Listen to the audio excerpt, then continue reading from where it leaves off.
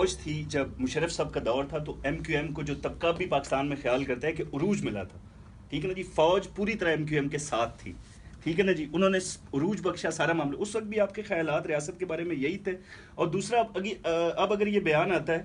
کہ جس طرح باقی سیاسی پارٹیاں ہیں پاکستان کے اندر، بہت بڑے پلیٹ فارم ہیں ان کے پاس اور ان میں کافی گروپ بندیاں بھی ہیں جو کئی جگہ پہ متحد بھی ہو جاتی ہیں، تو کیا ایسا معاملہ ہو نہیں سکتا کہ ایم کیو ایم میں جو گروپ بندی ہوئی ہے ان کو بھی اکٹھا، کیا آپ نے کبھی یہ کوشش کی، کبھی کوئی رابطہ ہوا؟ جس طرح فاروق ستار صاحب کا بیان تھا 2 مہینے پہلے کہ واسع جدید بھائی کا ان سے فون پہ رابطہ ہوا تھا جن کی انہوں نے تردید کی تھی، کیا یہ ممکن ہے کہ وہ گروپ اکٹھے ہو کر ملکی مفادات کے لیے ہی کام کریں؟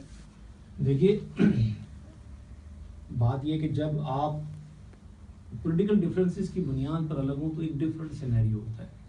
لیکن جب ایک باقاعدہ فریگمنٹیشن جو کرائی جائے وہ ایک باقاعدہ جبر کے تحت کرائی جائے، ایک پلان کے تحت کرائی جائے، اور جیسا آپ نے دوسری جماعتوں کی مثال دی، کیا کبھی ایسا ہوا پنجاب میں کہ قاف لیگ ایک نون لیگ کے کارکن کو گرفتار کر کے کہا گیا قاف لیگ میں شامل ہو ورنہ مار دیے جاؤ گے، اور اس نے انکار کیا اور اس کے بعد اس کے فیملی کی لاشیں پھینک دی گئی ہوں؟ کبھی نہیں ہوا ایسا پنجاب میں۔ گروپنگ ہوتی ہے سیاسی جماعتوں میں، ٹکڑے بنتے ہیں، لیکن کبھی یہ نہیں ہوتا۔ پنجاب کے 3 ایم پی ایز اور 2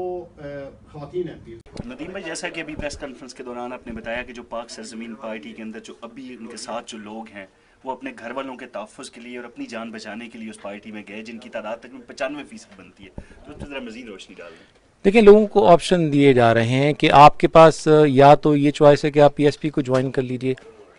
یا پھر یہ ہے کہ آپ مقدمات یا مسنگ ہونے کے لیے تیار ہو جائیے۔ میں آپ کو ایک مثال دوں کہ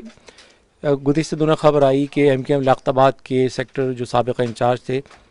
ان کو گرفتار کر لیا گیا ہے، اور وہ امجد صابری کی جو شہادت ہوئی ہے جس پہ ایونچولی طالبان کے لوگ پکڑے گئے وہ اس میں ملوث تھے۔ اس کے بعد ان کے گھر والوں نے پی ایس پی سے رابطہ کیا، اور پھر وہ خبر میڈیا سے غائب ہو گئی، اس کے بعد وہ ہی از اے فری مین ناؤ۔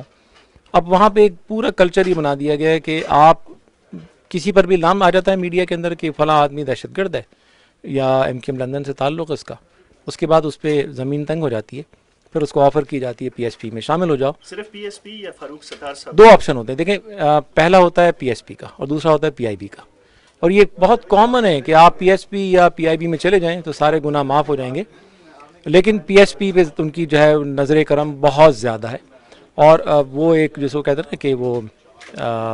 ایک فیورٹ جیسے ہوتی ہے، ایک ہر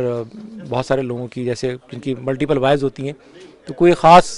جیسے ایک وائف ہوتی ہے محبوبہ ہوتی ہے، تو یہ ان کی خاص محبوبہ ہے۔